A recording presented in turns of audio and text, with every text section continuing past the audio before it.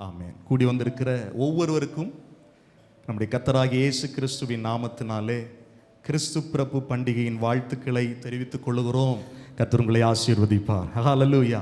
பக்கத்தில் இருக்கிற கையை பிடிச்சி சொல்லுங்க, ஹாப்பி கிறிஸ்மஸ். ஒருவரை ஒருவர் வாழ்த்துங்கள், சந்தோஷமாய் கர்த்தரை மகிமைப்படுத்துங்கள். ஹல்லேலூயா. சந்தோஷமாய் சொல்லுங்கள், அல்லேலூயா. ஆமென். கர்த்தர் பெரியவர். இன்றைக்கு சுருக்கமாய் கர்த்தருடைய வார்த்தையை கிறிஸ்மஸ் மெசேஜ் உங்களுக்கு கொடுக்கலாம் அப்படின்னு நினைக்கிறேன். கர்த்தருடைய நாமம் மகிமைப்படுவதாக. லூக்கா எழுதின சுவிசேஷம் 2வது அதிகாரம் 11வது வசனத்தை திருப்பிக் கொள்ளுங்கள். அந்த ஒரு வசனத்திலிருந்து மாத்திரம் இன்றைக்கு சில காரியங்களை உங்களோடு பகிர்ந்து கொள்ளப் போகிறேன். கர்த்தர் நம்மை நடத்துவாராக. லூக்கா 2வது அதிகாரம் 11வது வசனம் வாசிக்க கேட்போம். இன்று கர்த்தராகிய கிறிஸ்து என்றும் இரட்சகர் உங்களுக்காக தாவீதின் ஊரிலே பிறந்திருக்கிறார். ஆமென். இயேசு பிறந்த நாளில் மேய்ப்பர்களுக்கு அறிவிக்கப்பட்ட செய்தி. இன்று கர்த்தராகிய கிறிஸ்து என்னும் இரட்சகர் பிறந்தது. யாருன்னா கர்த்தர். பிறந்தது யாருன்னா கிறிஸ்து. பிறந்திருக்கிறது யாருன்னா இரட்சகர். எங்க பிறந்திருக்கிறார்? தாவீதின் ஊரிலே, பெத்லெஹேமிலே பிறந்திருக்கிறார் என்று ஒரு செய்தி அறிவிக்கப்பட்டது. ஆமென். இயேசு பிறந்த பிறகுதான் பெத்லெஹேம் என்கிற ஊரே உலகத்துக்கு தெரியுது. அதுக்கு முன்னால அந்த ஊர் ரொம்ப சின்ன ஊர். ஆமென். ஜனங்களால் பெருசா நினைக்கப்படாத ஊர். ஒரே ஒரு குவாலிஃபிகேஷன் அதுக்கு முன்னால குவாலிட்டி இருந்தது அப்படின்னா, அந்த ஊர் கிங் டேவிடோட ஊர், தாவீதுடைய ஊர், அவ்வளவுதான். ஆனால் ஒரு சின்ன கிராமம். அந்த ஊரில் இயேசு வந்து பிறந்தார் என்று இந்த வேத பகுதி சொல்லுகிறது. கவனிங்கள், நான் கடந்த நாட்களில் சில அடையாளங்களை குறித்து உங்களோடு போதித்தேன். மேய்ப்பர்களுக்கு கொடுக்கப்பட்ட அடையாளம் பிள்ளையை துணிகளில் சுற்றி முன்னணையில் கிடத்தியிருக்க காண்பீர்கள். அது எதற்கு அடையாளம் என்றால், இந்த குழந்தை, இந்த பிள்ளை வளர்ந்து மரித்து உலகத்தை ரட்சிக்க பிறந்த பிள்ளை, தேவ ஆட்டுக்குட்டியானவர் பிறந்திருக்கிறார் என்பதற்கு அடையாளம். சாஸ்திரிகளுக்கு ஒரு அடையாளம் கொடுக்கப்பட்டது. அது என்ன அடையாளம்? கிறிஸ்து ராஜா, யூதருக்கு ராஜாவாக பிறந்திருக்கிறவர் எங்கே? உலகத்தை ஆளப்போகிற ராஜா பிறந்திருக்கிறார் என்பதுதான் அந்த அடையாளம். என அன்பானவர்களே, இங்கே இந்த வசனத்தில் ஒரு அடையாளம் சொல்லப்பட்டிருக்கிறது. தாவீதின் ஊரிலே பிறப்பார். நீங்கள் மத்தேயு எழுதின சுவிசேஷம் 2வது அதிகாரத்தை வாசி பார்க்கும்போது அங்கே சொல்லப்பட்டிருக்கிறது, கிறிஸ்துவானவர் எங்கே பிறப்பார் என்று ஏரோது ராஜா அங்கிருந்த வேத பண்டிதர்களையும் எல்லா ஞானிகளையும் கூப்பிட்டு கேட்டபோது அவங்க சொல்லுவாங்க, கிறிஸ்துவானவர் எங்க பிறப்பார்? எப்பிராத்தா எனப்பட்ட பெத்லெஹேமிலே பிறப்பார். அது என்ன? யூதேயாவின் பிரபுக்களில் நீர் சிறிதா இருந்தும் என் ஜனமாகிய இஸ்ரவேலை ஆளுகிற பிரபு உன்னிடத்திலிருந்து தோன்றுவார் என்று மீகா தீர்க்க தரிசன புஸ்தகத்தில் அந்த அடையாளம் கொடுக்கப்பட்டு இருக்கிறது என்று வேத பண்டிதர்கள், அங்கிருந்த பிரதான ஆசாரியர்கள் ஏரோது ராஜாவுக்கு இதை அறிவிப்பார்கள். அதே செய்திதான் இங்கே மேய்ப்பர்களுக்கும் சொல்லப்பட்டிருக்கிறது. கிறிஸ்து தாவீதின் ஊரிலே பிறந்திருக்கிறார். ஆமென். ஹல்லேலூயா. இந்த வசனம் ரொம்ப முக்கியமான வசனம். ஏன்னா இயேசுவை குறித்து தெளிவா இந்த வசனத்தில் சொல்லப்பட்டிருக்கிறது. பிறந்திருக்கிறது யாருன்னா கர்த்தர். சொல்லுங்க, பிறந்திருக்கிறது யாரு? கர்த்தர். இந்த பூமியில வெளிப்பட்டிருக்கிறது யாரு? கர்த்தர். கர்த்தர் அப்படின்னா என்ன சொல்லப்படுகிறது? ஆதி மூல காரணர். அதான் கர்த்தர். எல்லாவற்றுக்கும் காரணர். இந்த உலகம் உண்டாக்கப்படுவதன் காரணர், மனுஷனை உண்டாக்கினவர், இந்த பூமியை, வானத்தையும் பூமியையும் உண்டாக்கினவர் இந்த கர்த்தர் என்று வேதம் தெளிவாய் சொல்லுகிறது. அல்லேலூயா சொல்லுங்கள். நீங்க ஆதியாகமத்தில் படிச்சு பார்த்தீங்கன்னா, தேவனாகிய கர்த்தர், தேவனாகிய கர்த்தர் மனுஷனை பூமியின் மண்ணினால் உருவாக்கினார். தேவனாகிய கர்த்தர் கிழக்கே ஏதேன் என்னும் ஒரு தோட்டத்தை உண்டாக்கினார், மனுஷனை அதிலே வைத்தார். தேவனாகிய கர்த்தர். கர்த்தா என்பதுதான் நம்ம சொல்லுவோம் இல்லையா, எல்லாவற்றுக்கும் மூல கர்த்தர், மூல காரணர், எல்லாவற்றுக்கும் காரணர், சகலத்தையும் சிருஷ்டித்ததன் காரணர், சிருஷ்டிப்புக்கு எஜமானர், அதுதான் கர்த்தர். ஆமென். மரியாள் எலிசபெத்தை வாழ்த்தும் போது எலிசபெத் ஒரு காரியத்தை சொல்லுவார், என் ஆண்டவருடைய தாயார், லார்ட், என் கர்த்தருடைய தாயார் என்னிடத்தில் வந்ததற்கு நான் என்ன செய்தேன், எவ்வளவு பெரிய பாக்கியம் பெற்றிருக்கிறேன். தாவீது சொல்லுவார், என் ஆண்டவர் கர்த்தர். அப்போ யாரு இந்த பூமியில வந்து உதித்தார் அப்படின்னா கர்த்தர் வந்து உதித்தார். ஒரு சாதாரணமான குழந்தை அல்ல, தெய்வ குழந்தை மாத்திரமல்ல, கர்த்தர் தேவன் மாம்சத்தில் வெளிப்பட்டிருக்கிறார். ஹல்லேலூயா. அதான் கிறிஸ்மஸ். தேவன் மாம்சத்தில் வெளிப்பட்டார், கர்த்தர் இந்த பூமியில் வந்து பிறந்தார். ஆமென் சொல்லுங்கள். இன்னும் அதுல சொல்லப்பட்டிருக்கு கர்த்தராகிய கிறிஸ்து என்று சொல்லப்பட்டிருக்கிறது. கிறிஸ்து என்றால் என்ன பொருள் அப்படின்னா, கிறிஸ்து என்கிற இந்த கிரேக்க வார்த்தை எபிரேய சொல்லாகிய மேசியாவிலிருந்து எடுத்துக்கொள்ளப்பட்ட கிறிஸ்து, மேசியா இதெல்லாம் ஒண்ணுதான். கிறிஸ்து என்றால் அபிஷேகம் பண்ணப்பட்டவர், இல்லைன்னா நியமிக்கப்பட்டவர். இன்னும் நல்லா விளங்கணும்னா ஆளுகை செய்கிறவர், ஆள பிறந்தவர், இந்த உலகத்தை ஆளுகை செய்கிறவர். சாஸ்திரிகள் வந்து கேட்கிறாங்கல்ல, யூதருக்கு ராஜாவாக பிறந்திருக்கிறவர் எங்கே, கிறிஸ்துவானவர் எங்கே பிறப்பார்? கிறிஸ்து அப்படின்னாலே ஆளுகை செய்கிறவர், உலகத்தை ஆளுகை செய்கிறவர். நம்ம எல்லாரும் எதிர்பார்த்து கொண்டிருக்கிறோம், சீக்கிரத்தில் இந்த பூமியை அரசாள இயேசு வேகமாய் வருகிறார். ஹல்லேலூயா. ராஜாதி ராஜாவாய் நம்முடைய கண்கள் பார்க்க போகிறது. நம்முடைய கண்கள் மாத்திரமல்ல, உலக ஜனங்கள் அத்தனை பேருடைய கண்களும் பார்க்க போகிறது. அன்றைக்கு ஒரு காரியம் எழுதப்பட்டிருக்கிறது பைபிள்ல, முழங்கால்கள் யாவும் அவருக்கு முன்பாக முடங்கும். அன்றைக்கு சாஸ்திரிகள் இயேசுடைய பாதத்தில் விழுந்தது போல உலக ஜனங்களுடைய எல்லாருடைய முழங்கால்களும் கர்த்தருக்கு முன்பாக முடங்குகிற நாட்கள் சீக்கிரமாய் வருகிறது. எல்லா நாவுகளும் அறிக்கை செய்யும், கர்த்தரே ஆண்டவர், கர்த்தரே ஆண்டவர்.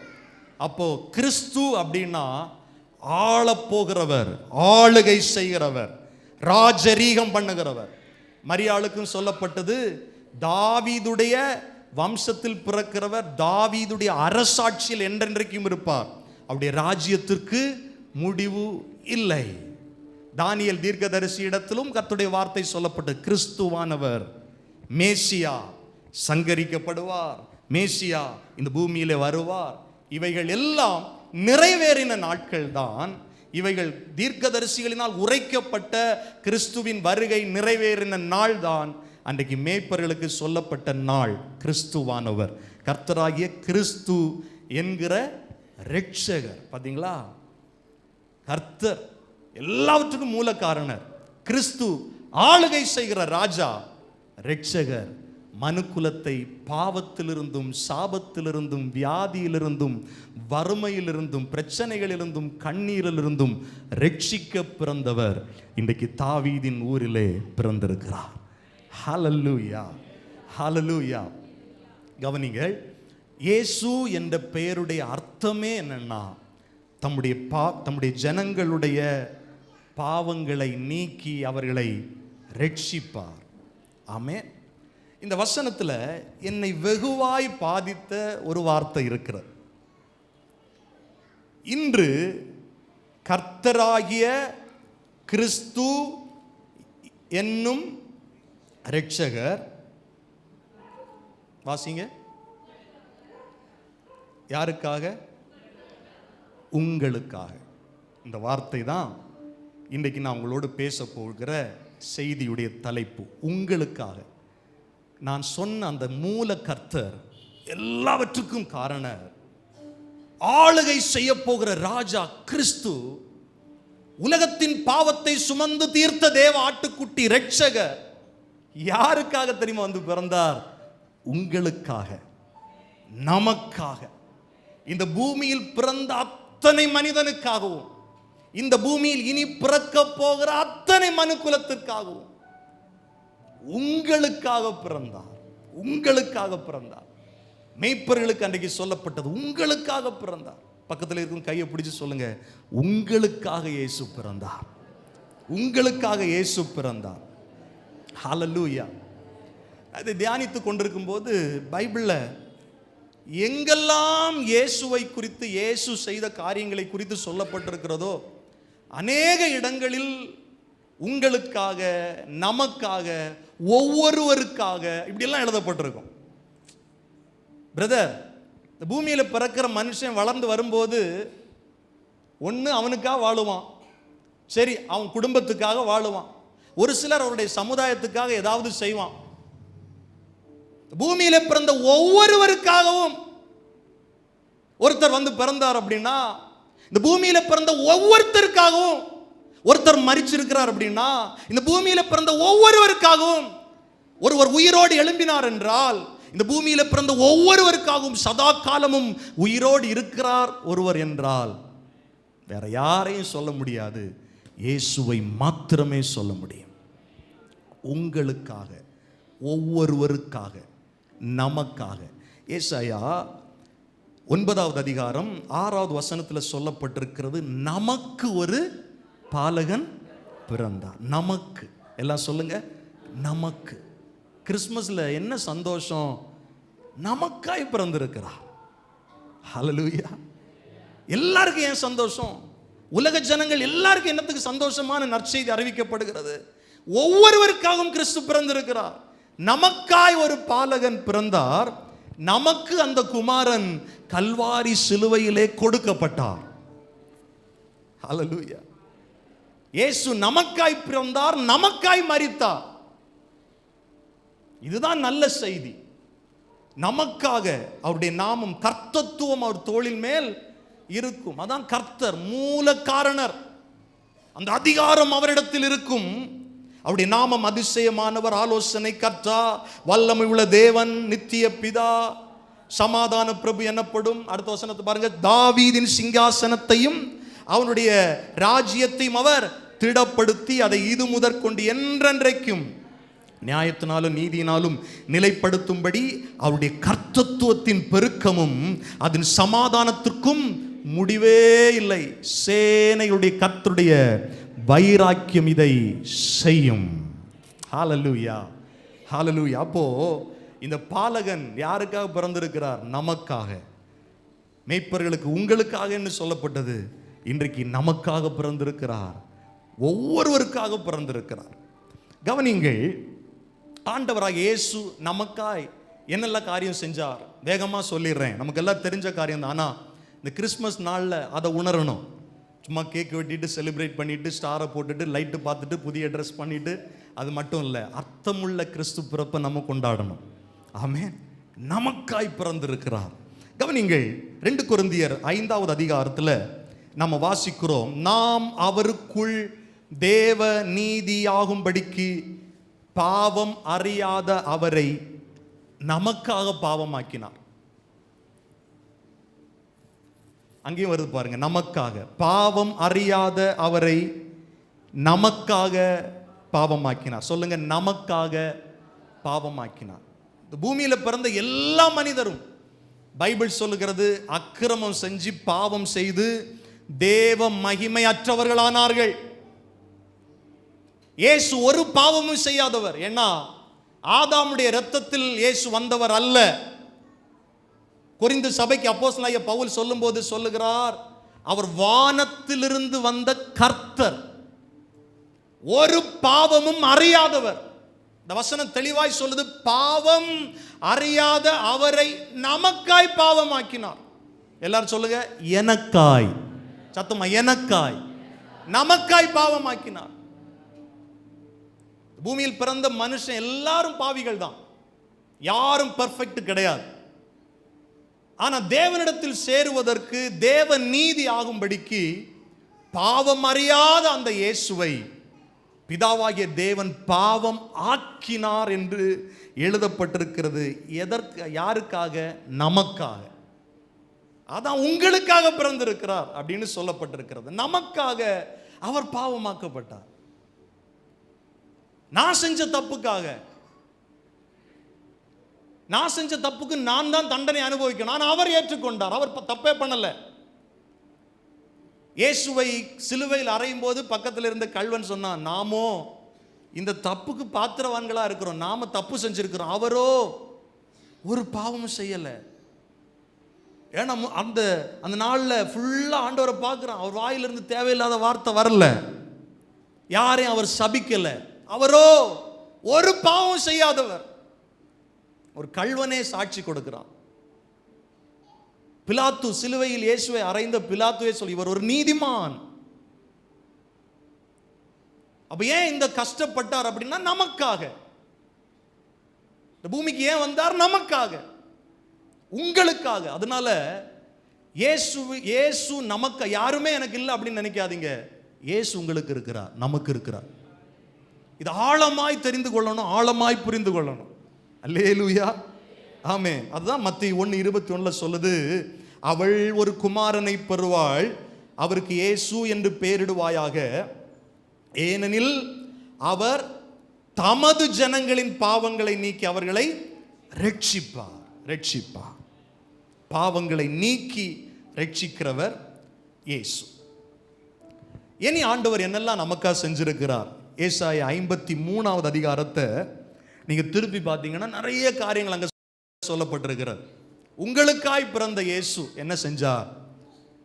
அது எப்படி நானும் நீங்களும் சொந்தம் கொண்டாட முடியும் அப்படின்னா, ஏசாயா 53:4 சொல்லுது, மெய்யாகவே அவர் யாருடைய பாடுகளை?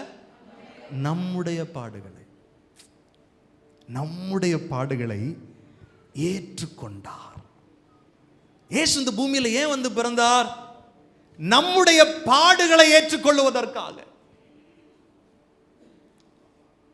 நம்முடைய வருத்தப்பட்டு பாரம் சுமக்கிறவர்களே, நீங்கள் எல்லாரும் என்னிடத்தில் வாருங்கள், நான் உங்களுக்கு இளைப்பாறுதல் தருவேன் என்று சொன்ன ஆண்டவர் அது மெய்யாகவே ஏற்றுக்கொண்டார். அந்த வார்த்தை அப்படிதான் வருது, மெய்யாகவே, நிச்சயமாகவே அவர் நம்முடைய பாடுகளை ஏற்றுக்கொண்டார்.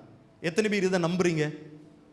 ஏசாயா 53 முதல் வசனத்தை வாசிங்க பார்க்கலாம். ஏசாயா 53:1, எங்கள் மூலமாய் கேள்விப்பட்டதை போதும் விசுவாசித்தவன் யார்? இந்த வார்த்தை எத்தனை பேர் நீங்க விசுவாசிக்கிறீங்க, நம்புறீங்க? தாவீதின் ஊரில் எனக்காய் பிறந்தார் நம்புறீங்களா? அவர் என்னுடைய பாவத்தை ஏற்றுக்கொண்டார், எனக்காய் அவர் பாவமாக்கப்பட்டார் என்று நம்புறீங்களா? மெய்யாகவே அவர் நம்முடைய பாடுகளை ஏற்றுக்கொண்டார் என்று நம்புறீங்களா? அப்படி நீங்க விசுவாசிக்க உங்க வாழ்க்கையில் இருக்கிற பாடுகள் எல்லாம் மாறி போகும். ஏன்னா கர்த்தருடைய வார்த்தை ஒரு நாளும் மாறாது. அவர் உங்களுக்கு இளைப்பாறுதல் தருகிற தேவன். ஆமேன் சொல்லுங்கள், சத்தமாய் சொல்லுங்கள், ஆமேன். ஒருவேளை இந்த இடத்துல நீங்க பாடுகளோடு, உபத்திரவத்தோடு, பிரச்சனையோடு வந்திருக்கலாம். இன்னைக்கு நம்புங்க, என்னுடைய பாடுகளை அவர் ஏற்றுக்கொண்டார். ஆமென். திணிப்பது ஒன்று, ஏற்றுக்கொள்ளுவது ஒன்று. இந்த வார்த்தை சொல்லுகிறது ஏற்றுக்கொண்டார், திணிக்கல யாரும் அவர்கிட்ட. இயேசு சொன்னார், என் ஆடுகளுக்காய் நானே என்ன பண்றேன்? ஜீவனை கொடுக்கிறேன். யார் என்கிட்ட எடுக்கலாம் முடியாது. நான் கொடுக்கவும் அதிகாரம் இருக்கிறது, அதை திரும்ப எடுக்கவும் எனக்கு நானே கொடுக்கிறேன்.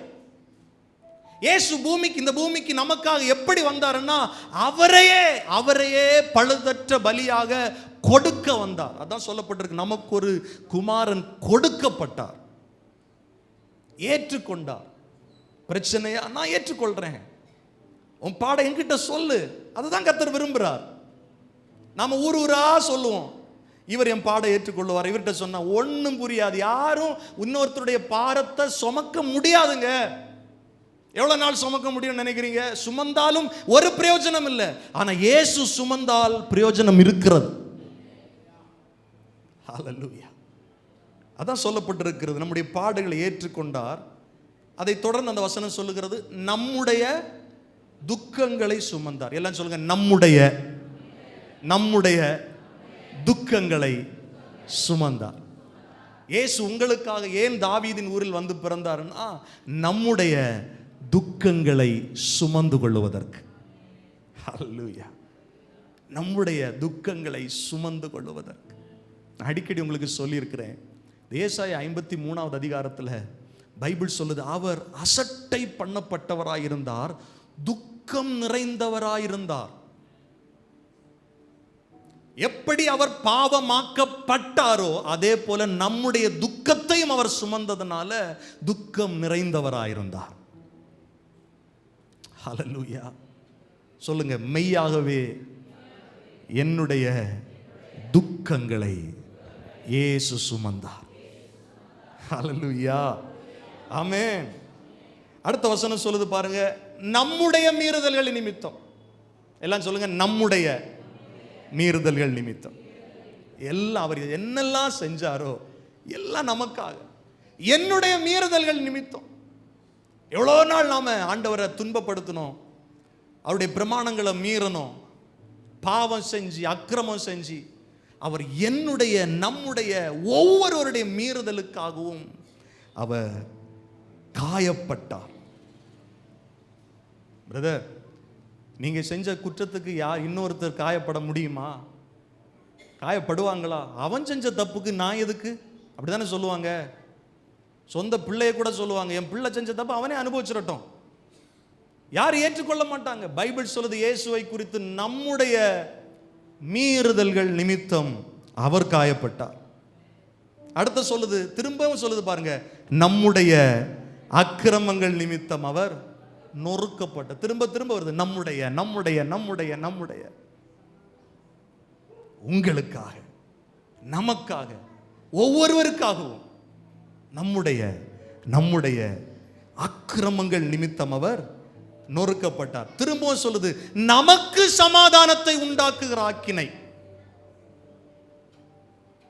இயேசு பூமியில வரும்போது தூதர்கள் பாடினார்கள், உன்னதத்தில் தேவனுக்கே மகிமை உண்டாகட்டும், இந்த பூமியிலே சமாதானம் பிரியமும் உண்டாகட்டும், இந்த பூமியிலே சமாதானம் பிரியமும் உண்டாகட்டும். ஆமென். நமக்கு சமாதானத்தை உண்டாக்குகிற உண்டு பண்ணுகிற ஆக்கினை அவர் மேல் வந்தது. ஹல்லேலூயா, ஆமென். பைபிள் சொல்லுது, இயேசு சிலுவையிலே சிந்தின இரத்தத்தினாலே, அதாவது இயேசுடைய மரணத்தினாலே பிதாவாகிய தேவனோடு மனுக்குலத்திற்கு சமாதானம் உண்டானது. இயேசு கிறிஸ்துடைய இரத்தத்தினாலே நமக்கு சமாதானம். இந்த சமாதானத்தை உண்டு பண்ணுகிற ஆக்கினை, அதாவது தண்டனை. ஆக்கினை என்ன மீனிங்னா, தண்டனை அவர் மேல் வந்தது. புரியுதா? இயேசு வந்து உதித்தது சும்மா இல்ல, நமக்காக, நம்முடைய மீறுதல்கள் நிமித்தம், நம்முடைய பாவங்களின் நிமித்தம் நமக்கு சமாதானத்தை உண்டு பண்ணுகிற ஆக்கினை இயேசுவின் மேல் வந்தது. அதே வசனம் சொல்லுகிற, அவருடைய தழும்புகளால் குணமாகிறோம். வசனம் சொல்லுது, மெய்யாகவே அவர் நம்முடைய பலவீனங்களை அவருடைய சரீரத்தில் சுமந்தார். அங்கேயும் நம்முடைய தான் வருது. நம்முடைய பலவீனங்களை அவர் தம் சரீரத்தில் சுமந்தார். எந்த டாக்டரும் சொல்ல முடியாது, மாத்திரை கொடுக்கலாம். எந்த பேரண்ட்ஸும் சொல்ல முடியாது, எந்த பிள்ளைகளும் சொல்ல முடியாது, என் பிள்ளைக்கு பலவீனத்தை நான் அப்படியே எடுத்துக்கிறேன் சொல்ல முடியாது. பிள்ளை கஷ்டப்படுறத பார்ப்போம், பரிதாபப்படுவோம், அழுவோம், முயற்சி செஞ்சு அவங்களுக்கு ஹெல்ப் பண்ணுவோம். ஆனால் பைபிள் சொல்லுது, நம்முடைய நோய்களை அவர் தம்முடைய சரீரத்தில் சுமந்தார். மனுக்குலத்தின் அத்தனை ஆசீர்வாதத்துக்கும் இயேசு இந்த பூமியில வந்தார். அதுதான் சொல்லப்பட்டது, உங்களுக்காக தாவீதின் ஊரில். யாருக்கோ எங்கேயோ நடந்தது அப்படின்னு நினைச்சா நமக்கும் கிறிஸ்துவுக்கும் சம்பந்தம் இல்லை, இன்னும் விடுதலை உணர முடியாது. இயேசுவை உரிமை பாராட்டுங்கள். எனக்காய் என் பாவத்தை அவர் சுமந்தார், என் பாடுகளை அவர் ஏற்றுக்கொண்டார், என் துக்கத்தை அவர் சுமந்தார், எனக்கு சமாதானத்தை உண்டாக்குகிற ஆக்கினை அவர் மேல் வந்தது, என் நோய்களை அவர் தம் சரீரத்தில் சுமந்து தீர்த்தார். ஆண்டவர் சொன்ன, நானே உன்னை சுகமாக்குகிற பரிகாரியாகிய கர்த்தர். இந்த வார்த்தை வருதா? கர்த்தர்ங்கிற வார்த்தை வருதா? கர்த்தர், நானே உன்னை சுகமாக்குகிற பரிகாரியாகிய கர்த்தர். பரிகாரம், நம்முடைய நோய்க்கு பரிகார பலியாய் அவர் சிலுவையிலே காயப்பட்டார், அடிக்கப்பட்டார். அதான் சொல்லுது, அவருடைய தழும்புகளால் நாம் சுகமாக்கப்பட்டிருக்கிறோம். ஹல்லேலூயா. கரங்களை உயர்த்தி சொல்லுங்கள் அல்லேலூயா. இன்னும் கடைசி ஒரு காரியத்தை சொல்லி முடிக்கிறேன். இயேசு எனக்கு இந்த பூமிக்கு வந்தா நமக்காக பிறந்திருக்கிறான்னு சொல்றேன்ல, நம்முடைய சாபத்திற்கு நம்மை நீங்களாக்கி மீட்டு கொண்டார். ஆமென். பைபிள் சொல்லுது, கலாத்தியர் 3வது அதிகாரம் 13வது வசனம் சொல்லுது, மரத்திலே தூக்கப்பட்ட எவனும் சபிக்கப்பட்டவன் என்று எழுதியிருக்கிறபடி கிறிஸ்து நமக்காக, சத்தமா சொல்லுங்க, யாருக்காக சாபமானாரு? நமக்காக, எனக்காக சாபமானார்.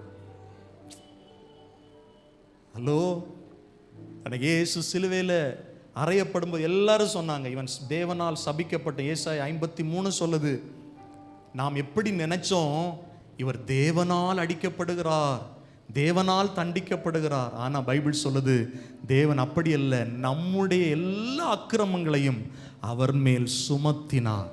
கர்த்தரோ அவரை நொறுக்க சித்தமானார். இதெல்லாம் என்ன சொல்லுதுன்னா, அங்க பார்த்தவங்க என்ன பார்த்திருப்பாங்க, இவர் ஒரு சபிக்கப்பட்டவர். ஏன்னா மரத்திலே தூக்கப்படுகிறவன் சபிக்கப்பட்டவன் என்று எழுதியிருக்கிறபடி கிறிஸ்து அவர் சபிக்கப்பட்டவர் அல்ல, ஆக்சுவலா நமக்காய் சாபமானார். எத்தனை பேருக்கு விளங்குது? இது ஆழமா தியானிச்சா உங்களுக்கு புலம்பல் வராது. எனக்கு யாரும் இல்லைன்னு நீங்க நினைக்க முடியாது. என் சாபத்தை இயேசு சுமக்க இந்த பூமிக்கு வந்தா, எனக்காக வந்தா. நான் திரும்ப திரும்ப அந்த வார்த்தையை உங்களோடு பேசுகிறேன். கர்த்தருடைய வார்த்தையை சொல்லுகிறேன். இங்க இருக்கிற ஒவ்வொருவருக்காகவும், இந்த சத்தத்தை கேட்கிற ஒவ்வொருவருக்காகவும் இயேசு இந்த பூமிக்கு வந்தார், நமக்காய் சாபமானார். நியாயப்பிரமாணத்தின் சாபத்திற்கு நம்மை நீங்களாக்கி மீட்டு கொண்டார். என்ன எல்லாரும் சொல்லுங்க, என்னை நீங்களாக்கி மீட்டு கொண்டார். சாபம் தலைமுறை தலைமுறையாய் தொடர்கிற சாபங்களுக்கு நம்மை நீங்களாக்கி மீட்டு கொள்ள வந்த இரட்சகர் தான் இயேசு. அதுதான் கர்த்தராகிய கிறிஸ்து என்னும் இரட்சகர் உங்களுக்காய் தாவீதின் ஊரிலே பிறந்திருக்கிறார். வெறும் பாவத்திலிருந்து மட்டும் நம்மளை ரட்சிக்கல, நம்முடைய பாடுகளிலிருந்து நம்மை ரட்சித்திருக்கிறார், நம்முடைய துக்கத்திலிருந்து நம்மை ரட்சித்திருக்கிறார், நம்முடைய அக்கிரமங்களிலிருந்தும் நம்மை ரட்சித்திருக்கிறார். சமாதானம் இல்லாமல் வாழ்ந்து கொண்டிருக்கிற அந்த நிலையிலிருந்தும் நம்மை ரட்சித்திருக்கிறார். ஹல்லேலூயா. வியாதியிலிருந்து நம்மை ரட்சித்திருக்கிறார். நல்லா கவனிங்க. பெதஸ்தா குளத்திற்கு கர்த்தர் எப்போ தெரியுமா போனாரு? யூதருடைய பண்டிகை ஒன்று வந்தது. அப்போ எல்லாரும் பண்டிகை செலிப்ரேட் பண்ணிட்டு இருக்கிறாங்க. 38 வருஷமா ஒருத்தன் பண்டிகையை செலிப்ரேட் பண்ணாம இருக்கிறான். அவனை தேடி பண்டிகை காலத்தில் இயேசு போனார். அவன் வியாதியிலிருந்து அவனை ரட்சிக்கும்படியாக. நம் ஆண்டவர் உலகத்தின் ரட்சகர். ஆமென் சொல்லுங்கள். ஆனா ஒண்ணு, யார் யார் அவரை இந்த வார்த்தைகளின்படி விசுவாசிக்கிறார்களோ அவர்கள்தான் இந்த ஆசீர்வாதத்தை சுதந்தரிக்க முடியும். நாம செய்ய வேண்டியது ஒன்னேதான், எங்கள் மூலமாய் கேள்விப்பட்டதை விசுவாசித்தவன் யார், விசுவாசிக்கிறவன் யார்?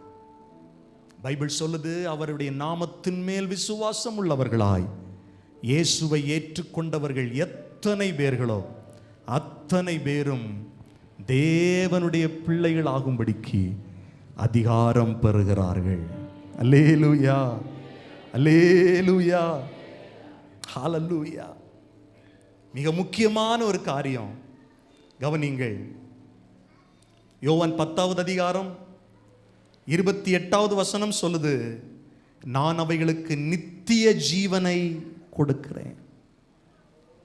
அவரை விசுவாசிக்கிற ஜனங்களுக்கு நித்திய ஜீவன், நரகத்திலிருந்து விடுதலையாக்க, ஒவ்வொருவரையும் நரகத்திலிருந்து விடுதலையாக்க, ஒவ்வொருவரையும் சொர்க்கத்திற்கு கொண்டு சேர்க்க, பரலோக ராஜ்யத்திற்குள் பிரவேசிக்க வைக்க இயேசு இந்த பூமியில் நமக்காக வந்தார். ஆமென் சொல்லுங்கள். அல்லேலூயா, அல்லேலூயா.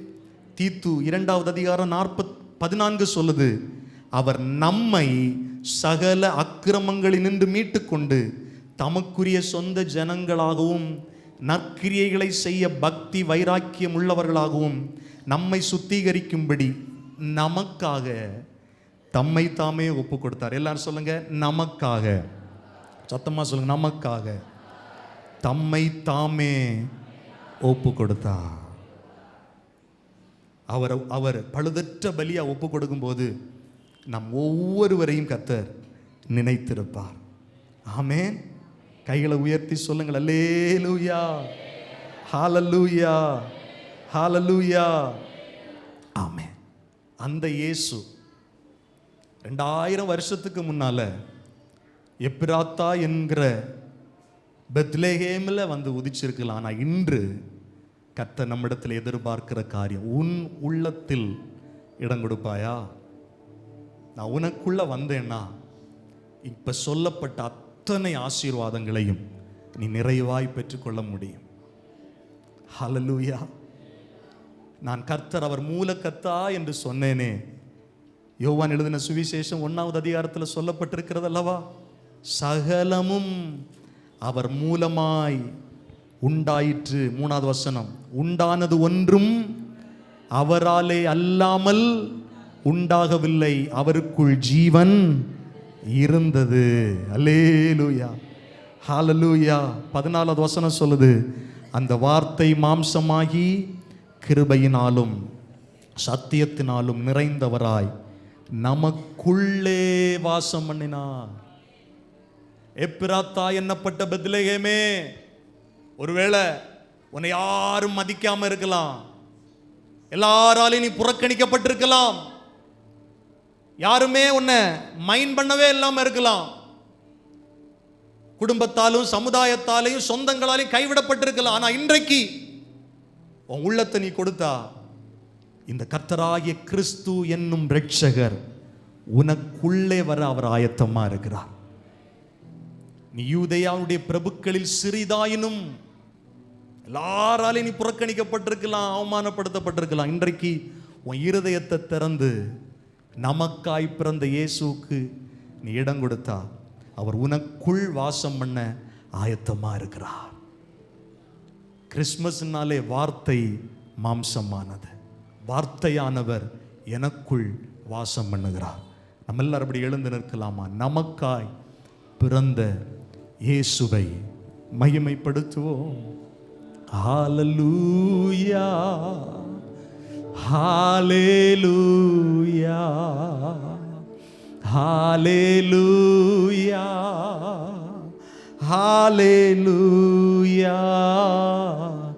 யாவே ஹல்லே, ஹல்லேலூயா, யாவே ஹல்லே, ஹல்லேலூயா.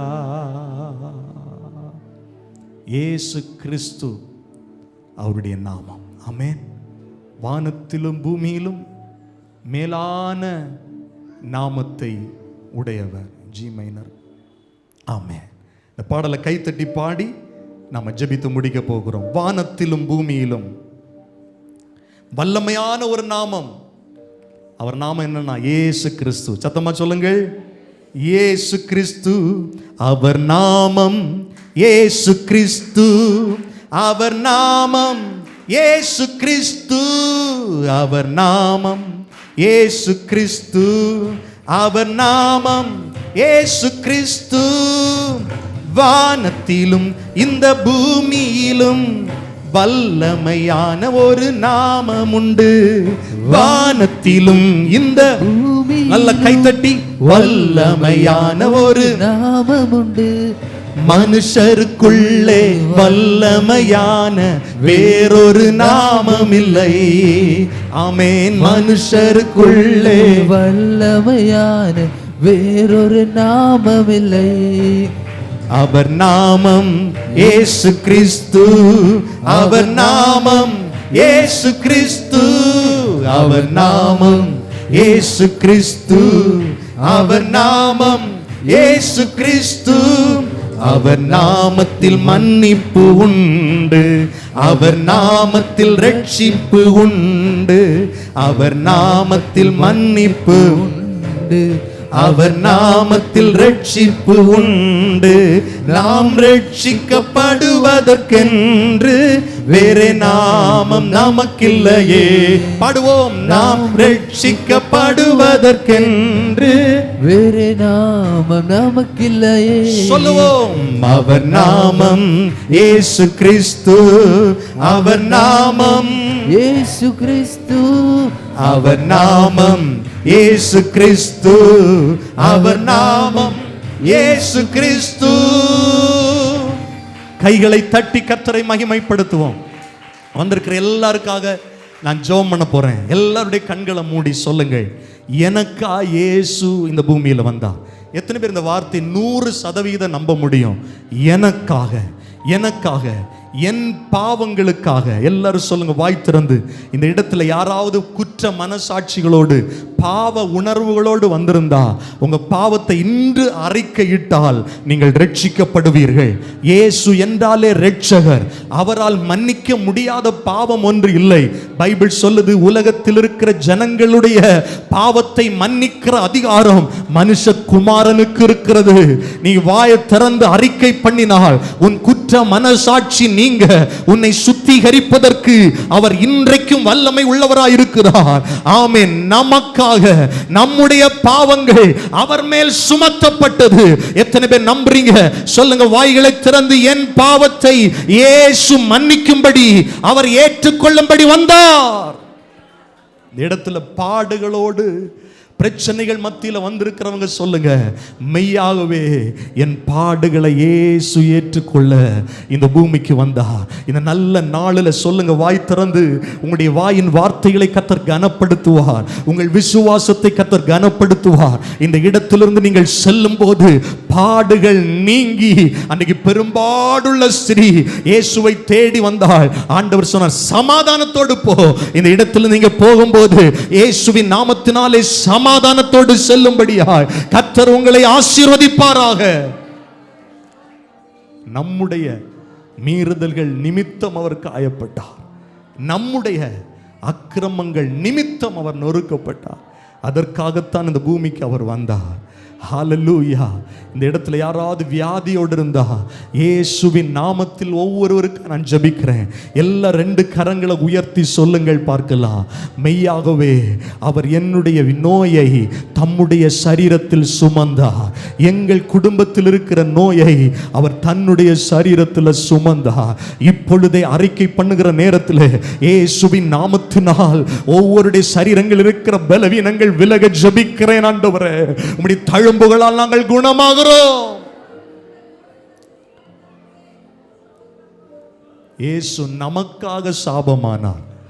2 கரங்களை உயர்த்தி சொல்லுங்கள், என் சாபத்தை மாற்றுங்க ஆண்டவரே.